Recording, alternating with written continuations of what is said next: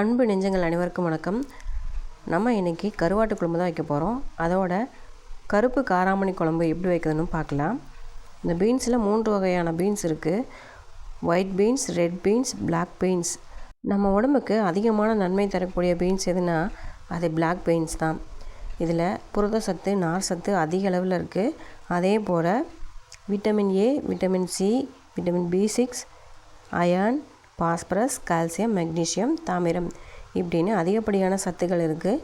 இந்த சத்துக்கள்லாம் நமக்கு உடம்புல என்னென்னலாம் பயன்களை தருது அப்படின்னு பார்க்கலாம்.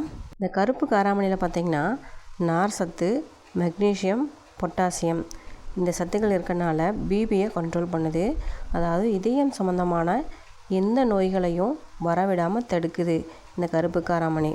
இந்த கருப்பு காராமணியை நம்ம 6லேருந்து 12 மணி நேரம் ஊற வைக்கிறனால அந்த காராமணியில் இருக்கிற சர்க்கரையோட அளவு குறையுது. அதனால் சுகர் இருக்கவங்க இதை சாப்பிட்லாம், சுகரும் கண்ட்ரோல் ஆகுது.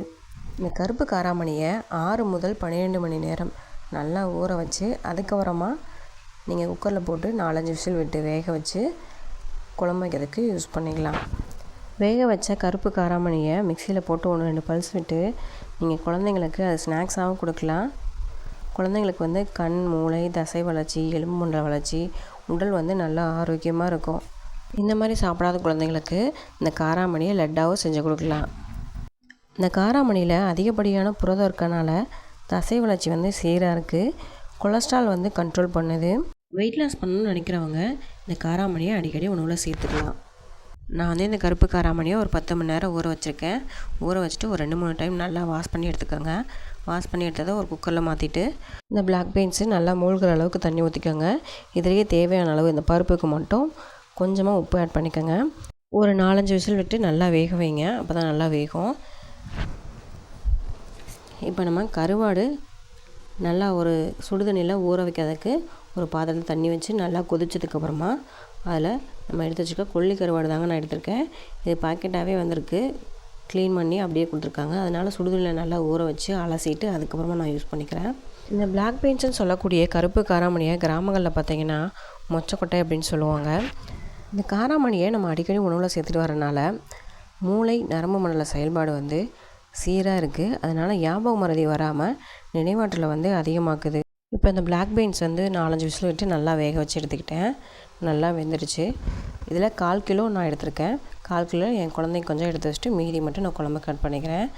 இப்போ குழம்பு வைக்கிறதுக்கு ஒரு 200 கிராம் வெங்காயம் எடுத்துருக்கேன். 2 பல் பூண்டு, 1 கத்து கருவேப்பிலை இதை மட்டும் நான் போட்டுட்டு நல்லா வதக்கி விட்றேன்.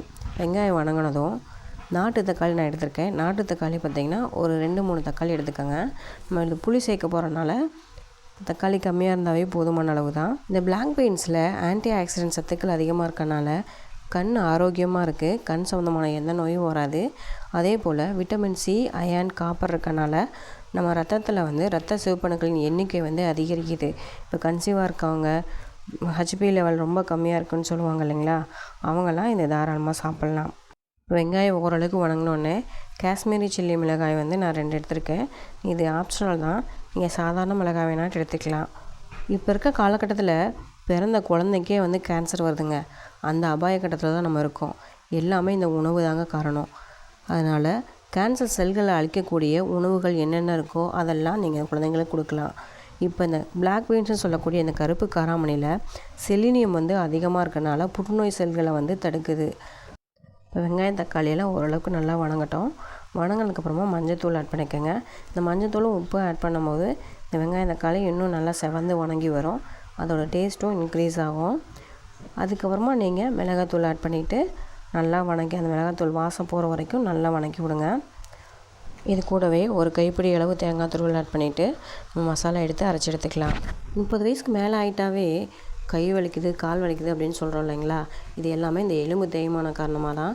இந்த எலும்பு தேய்மானத்துக்கு கால்சியம், பாஸ்பரஸ், மெக்னீஷியம் இந்த சத்துக்கள்லாம் அதிகமான தேவையாக இருக்குது. இந்த சத்துக்கள்லாம் இந்த பிளாக் பீன்ஸில் நிறையவே இருக்குதுங்க.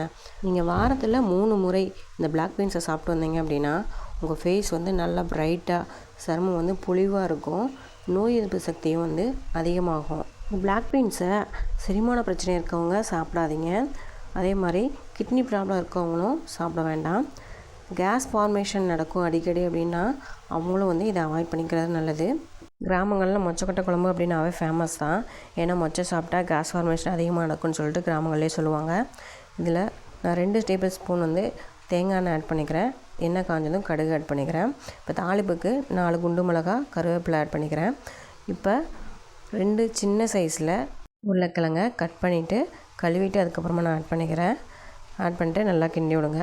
நீங்கள் வைக்கிற ஒவ்வொரு குழம்புமே சூப்பருங்க, வேறு லெவல் அப்படின்னு சொல்கிற அளவுக்கு நான் ஒரு டிப்ஸு சொல்கிறேன். என்ன நீங்கள் குழம்பு வச்சாலும், எந்த குழம்பு வச்சாலும் ஒவ்வொரு இன்க்ரீடியன்ஸும் உப்பு ஆட் பண்ணாலும் சரி, மிளகாத்தூள் ஆட் பண்ணாலும் சரி, காய்கறி ஆட் பண்ணாலும் சரி, ஒவ்வொருத்துக்கும் வணங்குறதுக்கு குறிப்பிட்ட டைம் கொடுங்க. அந்த டைமை நீங்கள் கொடுத்தீங்கன்னாவே உங்கள் குழம்பு சூப்பராக இருக்குங்க, வேறு லெவலில் இருக்கும். இது ஒன்று தான் சமையல் இருக்க சீக்கிரட்டே. நான் இப்போ ஆட் பண்ண பிளாக் பீன்ஸ்னு சொல்லக்கூடிய மொச்சக்கொட்டையும் பார்த்திங்கன்னா ஒரு 200 கிராம் அளவுக்கு இருக்கும். நம்ம அரைச்சி வச்ச மசாலாவே இதில் எடுத்து நம்ம ஆட் பண்ணிக்கிறோம். நல்லா பார்த்துக்குங்க. நான் உருளைக்கிழங்கு வதங்கிறதுக்கு ஒரு டைம் கொடுத்தேன், பீன்ஸ் வதங்கிறதுக்கு ஒரு டைமு, அதுக்கப்புறமா தான் நான் அரைச்சி வச்ச மசாலாவை சேர்த்தேன். இந்த மாதிரி நீங்களும் குழம்பு வைங்க, உங்கள் வீட்டில் எல்லாருமே உங்களை பாராட்டுவாங்க. இப்போ இந்த மசாலாவும் லேசாக சூடானோடனே அதுக்கப்புறம் தேவையான அளவு தண்ணி ஆட் பண்ணிக்கோங்க. தண்ணி ஆட் பண்ணிவிட்டு நல்லா கொதி வர வரைக்கும், அதுக்கப்புறமா நீங்கள் ஒரு எலுமிச்சம்பழம் சைஸ்க்கு புளி ஊற வச்சு நல்லா கரைச்சி எடுத்து ஆட் பண்ணிக்கோங்க. அவ்வளோதாங்க, சூப்பரான ஒரு மொச்சக்கொட்டை குழம்பு ரெடி. நம்ம ஸ்டைலில் சொல்லணும்னா பிளாக் பீன்ஸ் குழம்பு ரெடிங்க. இப்போ இதில் ஆட் பண்ணியிருக்க பிளாக் பீன்ஸ் பார்த்திங்கன்னா நம்ம ஆல்ரெடி வேக வச்சு தான் போட்டிருக்கோம். உருளைக்கிழங்கு வந்து வேகிறதுக்கு கொஞ்சம் டைம் கொடுக்கணும். இது வெந்த உடனே நம்ம கருவாடு நம்ம சுடுதண்ணில் போட்டு ஊற வச்சுருக்கோம் இல்லைங்களா, அதை எடுத்து அப்படியே அழகாக இதில் போட்டிங்க அப்படின்னா கருவாட்டு குழம்பு ரெடிங்க. அவ்வளோதான், மொச்சக்கொட்டை குழம்புக்கும் கருவாட்டு குழம்புக்கும் உள்ள வித்தியாசம். நான்வெஜ்லேயே ரொம்ப குறைந்த அளவு கொழுப்பு இதில் இருக்குது அப்படின்னா இந்த கருவாட்டில் தாங்க இருக்குது. இந்த கருவாட்டில் பார்த்திங்கன்னா 80 முதல் 85% வந்து புரதம் வந்து அதிகமாக இருக்குது. நோய் எதிர்ப்பு சக்தி அதிகமாகுது. அதனால் காய்ச்சல், சளி அது மாதிரி இருக்கவங்களுக்கு கிராமங்களில் அடிக்கடி இந்த கருவாடு தான் செஞ்சு கொடுப்பாங்க. அது மட்டும் இல்லை, பெண்களுக்கு வந்து குழந்தை பேறு பெற்றாங்க அப்படின்னா பால் சுரக்கிறதுக்கு இந்த பால் கருவாடு அப்படின்னு சொல்லி வாங்கி கொடுப்பாங்க. அது மட்டும் இல்லைங்க, பெண்களுக்கு ஏற்படுற நீர்ப்பை, கருப்பை பிரச்சனை, சினைப்பை பிரச்சனை, இந்த மாதிரி பிரச்சனைகளை சரி செய்யறதுக்கு இந்த கருவாடு வந்து ரொம்பவே ஹெல்ப்ஃபுல்லாக இருக்குது. ரொம்ப முக்கியமான விஷயங்க, இந்த கருவாடு சாப்பிட்டதுக்கப்புறம் பால், தயிர் சம்மந்தமான எந்த பொருளும் சாப்பிடக்கூடாது. அப்படி சாப்பிட்டீங்க அப்படின்னா ஒன்று ஃபுட் பாய்சன் ஆகலாம், இல்லை வயிறு சொந்தமான பிரச்சனை அதிகமாகலாம், இல்லை ஸ்கின் அலர்ஜி வர வாய்ப்பு இருக்குது. சைனஸ் ப்ராப்ளம், ஆஸ்துமா தொல்லை இருக்கிறவங்க எண்ணெய் தேய்ச்சி குளிச்சுட்டு இந்த கருவாடு சாப்பிட்டீங்க அப்படின்னா ஸ்கின் அலர்ஜி கண்டிப்பாக வரும். கருவாடு சாப்பிடாதீங்க. பிபி இருக்கவங்க கண்டிப்பாக சாப்பிடக்கூடாதுங்க. ஏன்னா கருவாட்டில் உப்பு அதிகமாக இருக்குது. அவங்களுக்கு பார்த்திங்கன்னா பண்ணாமீன் அப்படிங்கிற உப்பு சேர்க்காத கருவாடு இருக்குது, அதை வந்து சாப்பிட்லாங்க. ஒரே வீடியோவில் உங்களுக்கு கருவாட்டு குழம்பு எப்படி வைக்கிறதுன்னு சொல்லிட்டேன், காராமணி குழம்பு அதாவது மொச்சப்பட்டை குழம்பு எப்படி வைக்கிறதுன்னு சொல்லிட்டேன். இந்த நிறைய டிப்ஸும் கொடுத்துருக்கேன் உங்களுக்கு சமையலுக்கு. இந்த டிப்ஸை ஃபாலோ பண்ணுங்கள், நீங்களும் வீட்டில் சூப்பராக சமைச்சு வேறு லெவலில் அசத்துங்க. இந்த வீடியோ உங்களுக்கு பிடிச்சிருந்துச்சின்னா லைக் பண்ணுங்கள், கமெண்ட் பண்ணுங்கள், ஷேர் பண்ணுங்கள். மறக்காமல் நம்ம சேனலை சப்ஸ்கிரைப் பண்ணுங்கள். And then bye from chef Pugazh. Thank you friends.